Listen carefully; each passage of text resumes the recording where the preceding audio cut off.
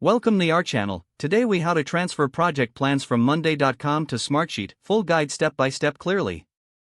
To transfer project plans from monday.com to Smartsheet, begin by logging into your monday.com account.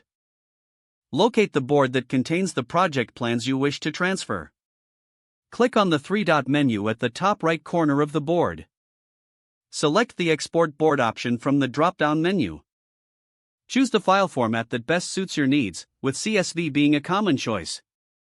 Download the exported file and save it to your computer. Next, log into your Smartsheet account. On the Smartsheet home screen, click on the Create New button. Select Import from the options provided.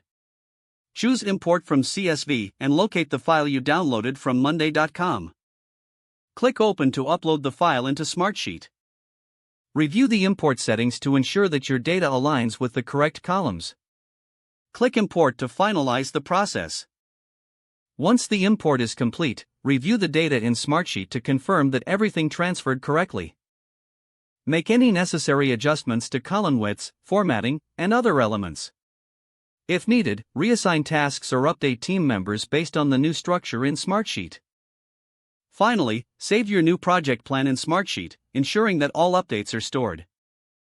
You have now successfully transferred your project plans from monday.com to Smartsheet. If the page does not load, refresh the browser or try again in a private or incognito window. Make sure you are using the correct email address, then retype it carefully to avoid small typos. If your password is not accepted, use the reset option and create a new strong password you can remember. Check your spam folder for verification or security emails, then complete any requested confirmation steps. Enable two-factor authentication if available to improve account security and reduce unauthorized access risk. After signing in, review your profile details so your contact information and settings are accurate and current.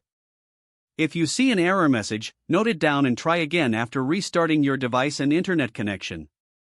Log out when you finish, especially on shared devices, to keep your account and payment information secure.